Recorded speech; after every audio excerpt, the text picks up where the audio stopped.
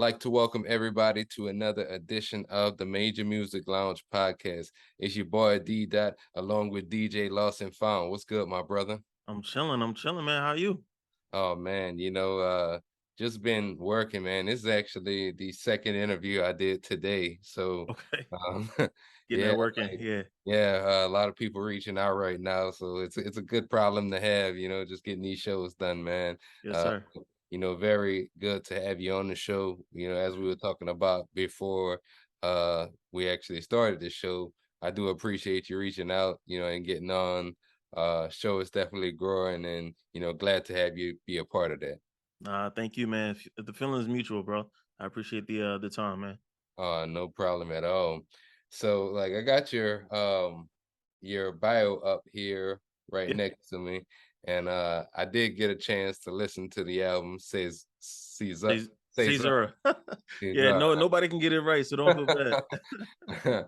And first and foremost, I enjoyed the album, and I did like the production. I did like, all the songs generally speaking. Mm.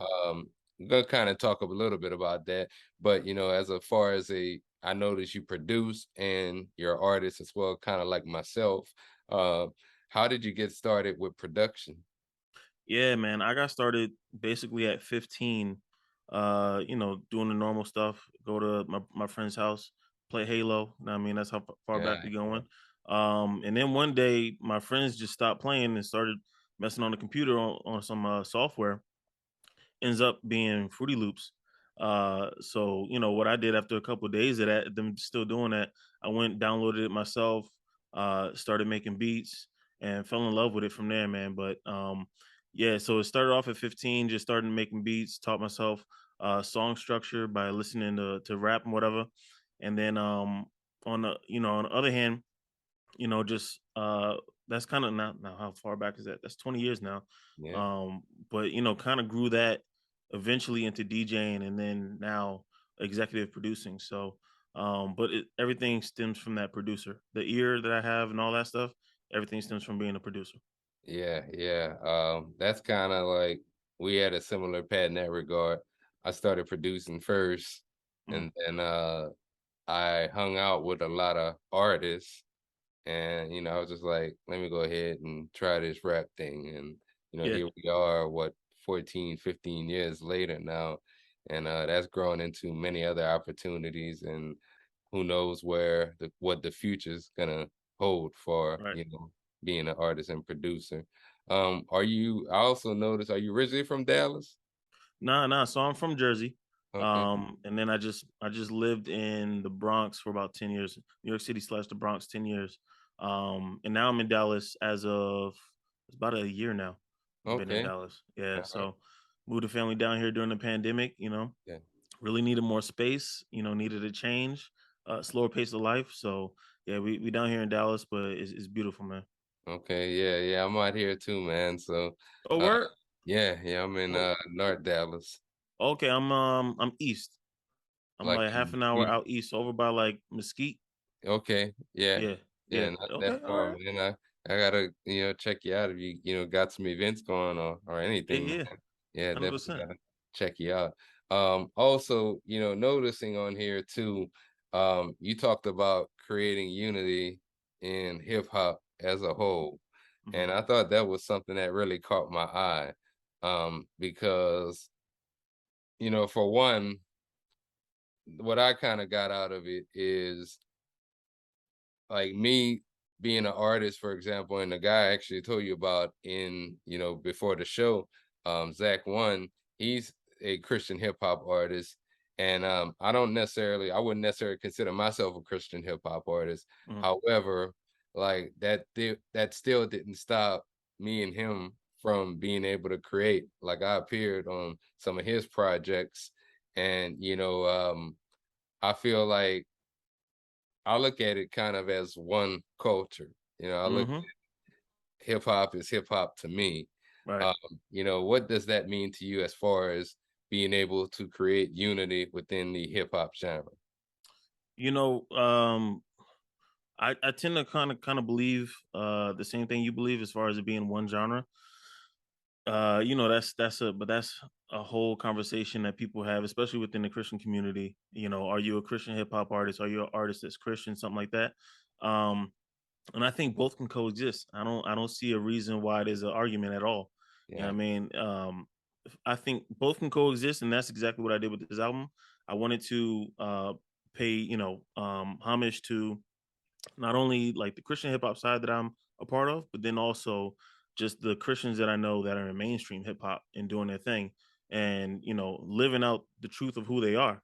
You know what I mean? So I think a lot of times within CHH, uh, the mainstream artists get left out and they're not even thought of. So I wanted to make sure I got people like Tali Sama, Nucci Rayo, who I'm from Jersey, so Nucci Rayo, See Red. But I got some people in there from the mainstream, and then also even on the production side, I worked with mainstream producers. Not mostly, but if there was a need, I worked with mainstream producers to fill that need. So if you got dope production, you got dope production. That's just what it is. yeah, yeah. Have you always been like a Christian hip hop artist, or did you maybe like previously, kind of rap Uh-huh. in another direction? Yeah. I definitely started mainstream. I definitely started mainstream. Um, I never broke into I guess you could say the industry in a huge way. Yeah, Always felt like I almost like was like a person or a step away from breaking in and getting that opportunity. But it's almost like the door would always shut right there. Um, so even to the point where I almost got a placement with Slip and Slide Records. So Rick well, Ross back yeah, in '06, I think that was. So he had just fresh came out, to the yeah, scene. And so I submitted to their A&R, was chopping it up with him. He liked one of my beats and almost placed the song, but I guess the artist didn't like it or whatever. So that kind of fell apart after that. But I was like one step away from mainstream hip hop. Um, and there's been other instances as well, but uh, yeah, man, it's for me personally, like I said, I don't see a divide. I think that things can coexist as far as for Christian hip hop and artists who are Christian. I don't think that there should be a divide. As far as the mission is probably the same anyway. So what's the difference? yeah, yeah. I totally agree. I mean, at the end of the day, it's the culture, Yeah. it's hip hop culture. Hmm. And you got sub genres, I guess you could say, within that culture. Right. But like we were talking about, I'm still gonna consider it one genre at the end of the day, mixed with some sub genres inside of it. So Hmm. um tell us a little bit about Caesura II, isn't it? Yeah. Caesura II, it is the follow-up to my first album, Caesura. Basically what Caesura means is it's a break or an interruption. And for me, I had an 11-year interruption where I wasn't doing music.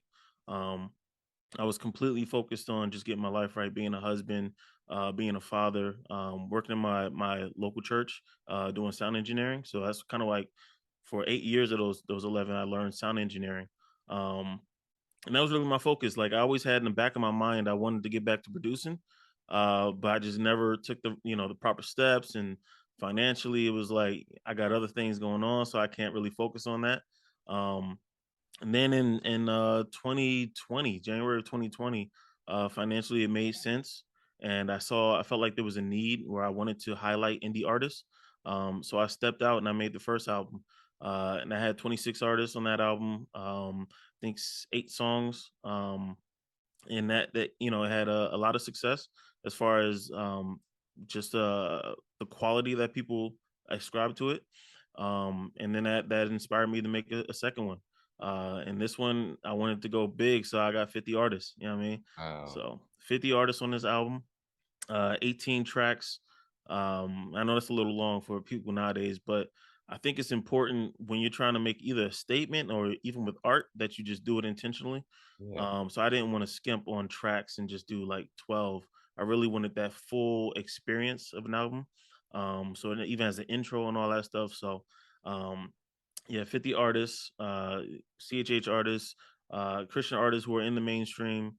You got anything from trap to drill, um, whatever what else do we have on there, and a lot of like odes to I think hip hop back in like the sound of hip hop back in like the early 2000s. I really wanted to make something that to some people might say sound dated. Um, but I really just wanted to utilize those, I think, like essential hip hop sounds, you know what I mean? That gets overlooked nowadays, and really make something for probably for people who are 30 and up that would really Yeah, appreciate it, you know what I mean? If you're yeah. 16, you might not get it, you might that sound old, but at the same time, I think it's good music, and I haven't even gotten those critiques so far. So even the young kids are liking it from the folks that I've showed so far. So Word. So like I gotta ask, were these 50 artists you already knew, or did you, kind of like we were talking about how you search Christian hip hop, yeah. these people that you just came across online? Yeah, they all of them were people I knew of. So I don't have relationships with all of them, and still don't have relationships with all of them. But there are some people who, I started out already having either a relationship, maybe they were first on, the first album, or maybe I know them from doing radio. I did radio years ago. Um, so you start, from different places. I pulled from different places that I have these relationships to pull, the talent together for this album. And yeah, not most of them I would say I don't have a full relationship with, but a working relationship, which is dope too. You can do that too. Um but yeah, it's a lot of people, man. That's 50 people to have a relationship with. It's not realistic, you know what I mean? And for everybody to be on the same page too with Yeah. this, because I find it hard to keep 5, 10 people on the same Word. page to try and work on a project. So, Mhm. I can imagine only 50 because, you know, it, at least from my personal experience, sometimes I may send beats to guys, Mhm. and some of the guys I get the music back from, some of them I don't get it back from. Yeah. And, that's really awesome to say, 50 artists and you got verses from each of them, or, you Mhm. worked each of them. So, big props on that, man. Um, what I also wanted to talk about is, you're also, so you wear a lot of hats here. Yeah. Um, Curator, Christian curator, DJ, sound engineer, independent A&R. Mhm. What has that been like to pretty much wear multiple hats? Like, how do you balance just working between each role? Yeah, so depending on what mode I'm in, so like album mode, I'm curator, right? I'm DJ Khaled type, right? Doing that. And then also I update my Spotify playlist every week. So the newest, the best, music that's coming out, update that playlist every week. So that's something that continues to help me not only find new artists, but also stay current with what's out there. But things like the A&R hat. Even right now, I'm working on a project with Bumps Inf. If you know, Got Over Money, working with him on a project, and it's kind of hard to balance, man. Like you're balancing the time that I need to devote to them, right, on that project, then also finishing up my project and doing like the administrative side, the side that nobody talks about when you're uploading stuff to DistroKid or whatever it is, BMI, Sound Exchange, like all that stuff takes time. And when you're talking about 50 artists, now you're multiplying that time even more. So um, I don't know if I have a balance yet. I haven't mastered that, but at the same time, I think you just try to get it done. And I also try to be respectful of everybody else's time. So and a lot of times that happens where people are then respectful of my time as well. And to touch on what you spoke on a little earlier, as far as the 50 artists, um, I had a lot of people that either got back to me and declined, or there were some people who said yeah and they never did it. So I mean, so that's just a part of it. That's just a part of the artistry. Um, Also, some people just people have lives. You know what I mean? Especially if you're not paying, then it's easier to let go of that. You know what I mean? But if you're paying somebody and they do that, that's another conversation and harder to swallow. But yeah, it's a lot to juggle. And really thank God for my wife. she's the real reason why I can juggle everything. You know what I mean? Because she allows me to really be creative and express myself in this way. You know. Yeah, yeah, I could totally relate, also being an artist and producer, Hmm. doing this podcast. Yep. And then right now I'm in the midst of working on a new project. And just aside from that, also living life itself. So I could Yeah. kind of imagine, what your what going between all those different roles and wearing those different hats Hmm. means to you and how you go in between all of those. Because shifting focus not always easy, Right. amongst all three of those. So, what's on tap for you for the remainder of like 2022? 2022, the remainder is going to be pushing this album, and then also working on new music.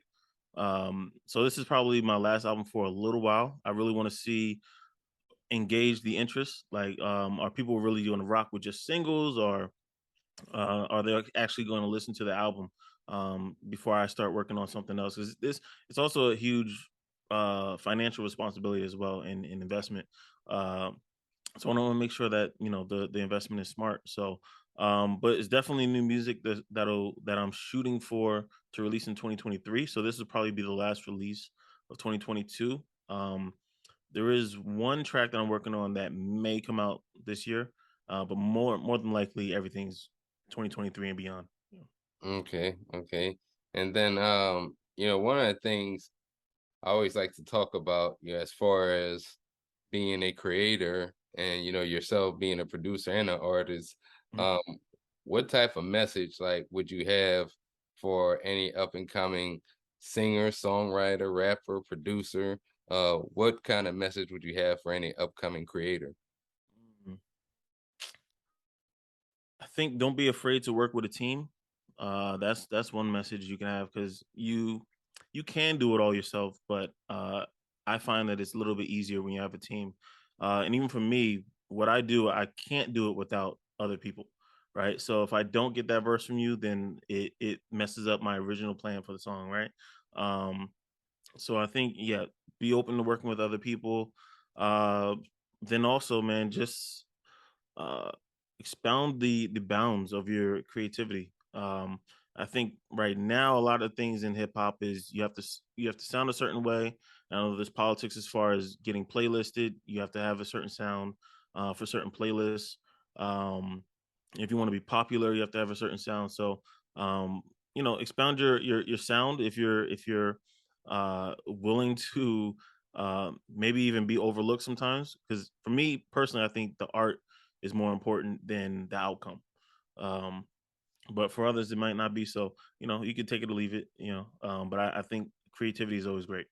Yeah, I totally agree. Like I always say, if you be yourself, then the people that are your followers, your fans, they're gonna Mhm. come. They're gonna find you. Right. And I think a lot of artists, a lot of creators get into that box of, oh yeah, I have to sound like this, I have to sound mainstream in Yeah. order to get heard, or I gotta have this type of persona, and that's not really them. And they don't find out till, maybe a lot of time has passed by. And in some instances, sometimes they can bounce back, Mhm. from that, but in some instances also a lot of time has passed by and it may be harder to recover from. So, Mhm. I always say do it right out of the gate, and they're gonna find you. And I had this discussion actually in my previous interview I did, but just talking really about being consistent as far as being a creator. I know you yourself, you just mentioned, you're working on a couple of different projects. Everybody's different in the sense that consistency might mean something different from me to you. But Right. like, for yourself, what does being consistent look like as far as being a creator? Creativity comes and it goes. Personally, yourself, how often do you usually release projects? Yeah. So it's been 2 years since the release of my first project. That's also just because of the massive size of this project. I think if If I were to do, let's say 10, 11 tracks, it might have taken a year per se, you know what I mean? But all of that, man, it's hard to say. It's hard to put a specific time frame on it.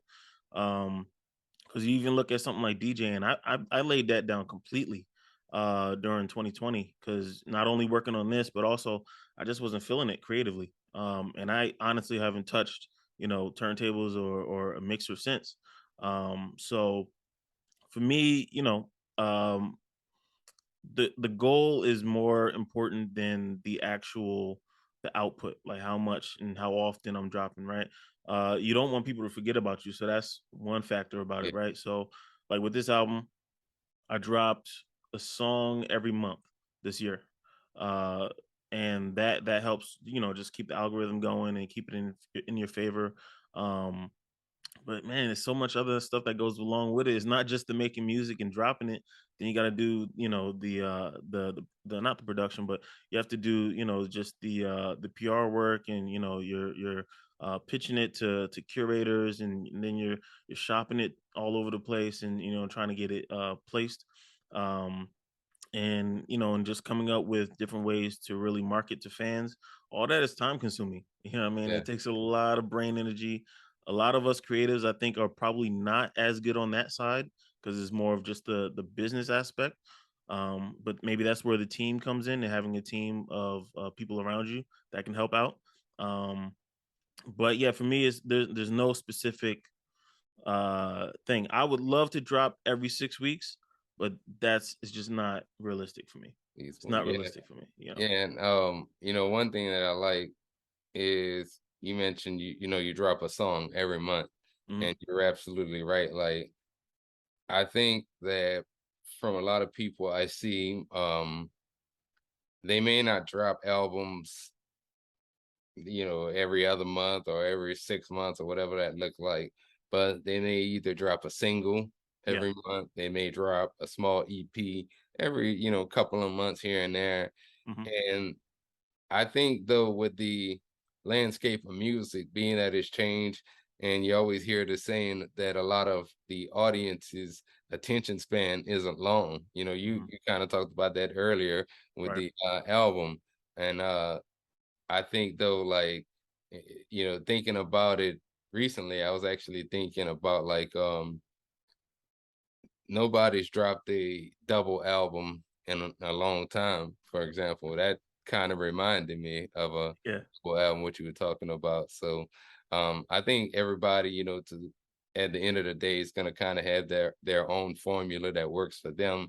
But I just always say, have a plan, stay engaged, and you're gonna continue to grow your audience, and you're going to Mhm. continue to meet other people and build your network that way. So, I totally agree with you in that Yeah. regard.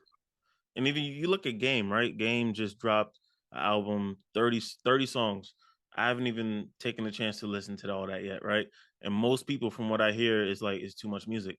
Yeah, So at this time, you have to bring that into consideration. And he has a major name, like, what I mean, like he's not indie in the same way that most of us are, right? So if he with a major name has been out here for 20 years, what I mean, dropping major albums, working with 50 and Dr. Dre, all of them, Eminem, all that. If he can't do it, mm, it's hard to say, that we could do it too. So, but if that's your conviction, if that's what you're shooting for, I'd say go ahead and do it. But yeah, just know that most people, just it is what it is. They're not going to connect. So yeah.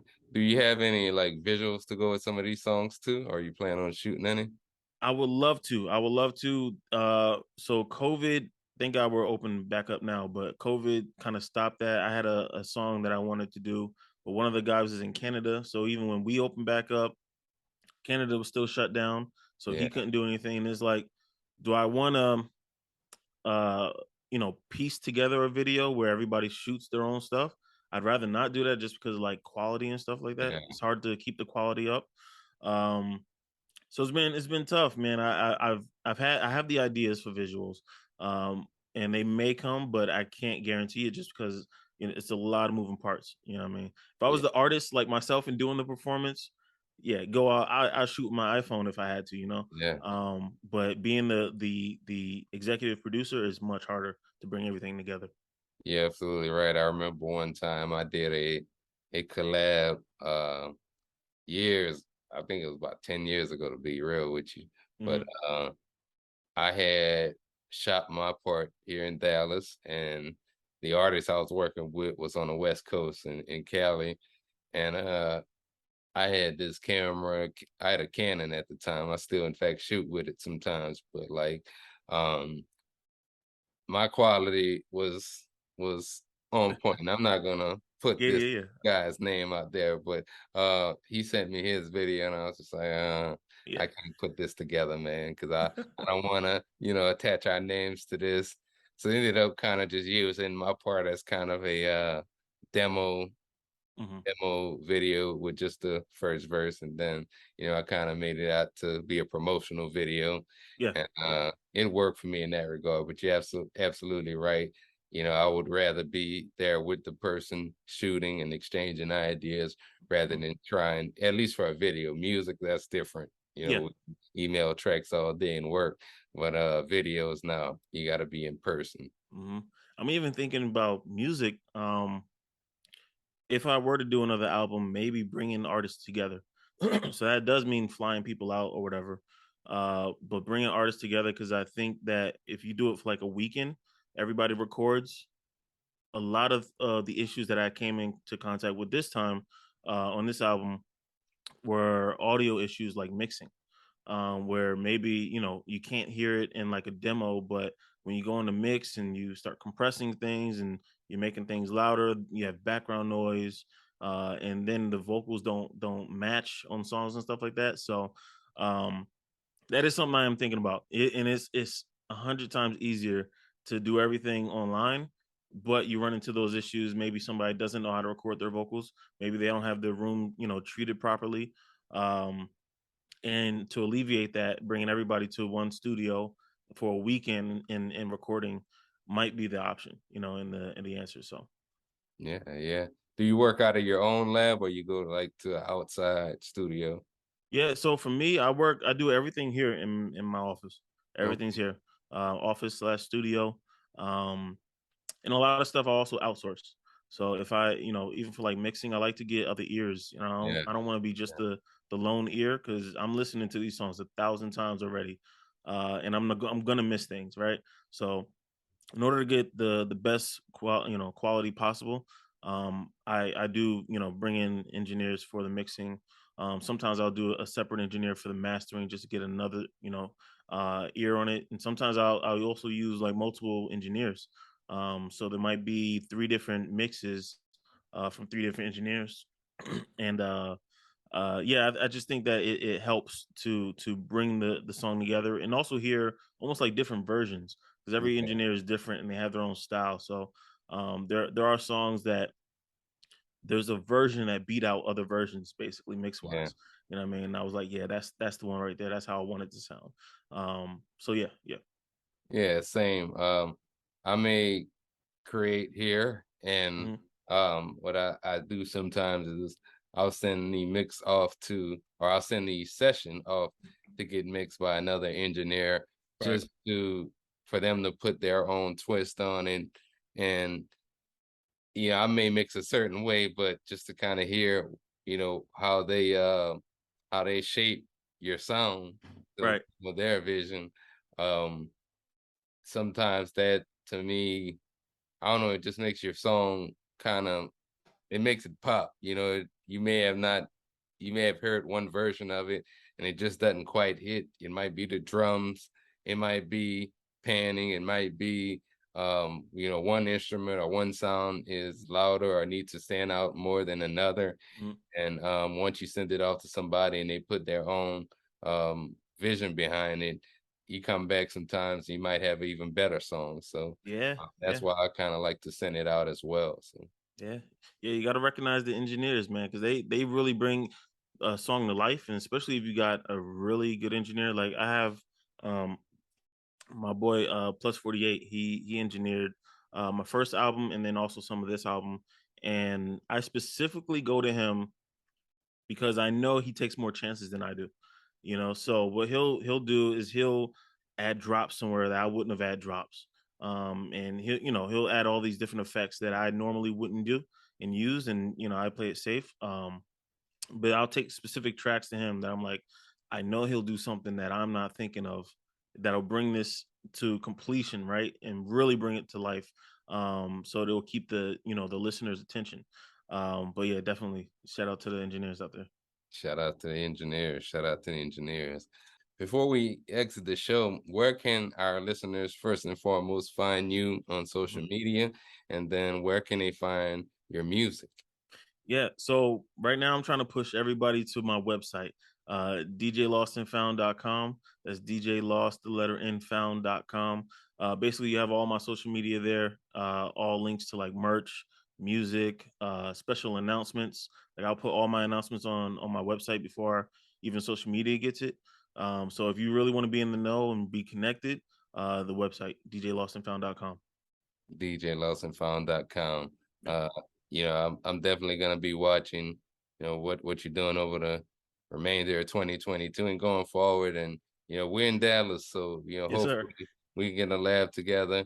We'll Mhm. work together, do something, man. So it's definitely a pleasure to have you on the show. And I appreciate you reaching out. And anytime you have something, feel free to reach out. Appreciate it, man. 100%. Thank you. Oh, no problem. You could follow me on Instagram at d._major music, as well as Twitter, d.mme. And go ahead, if you like this interview, hit the subscribe button. Like to post new interviews on Fridays with different creators. So if you are interested, also, you can hit me up on one of those social platforms. And you could also listen to the Major Music Lounge podcast on all streaming platforms with that. So until next time, it's your boy D. DJ LostNFound, and we're out.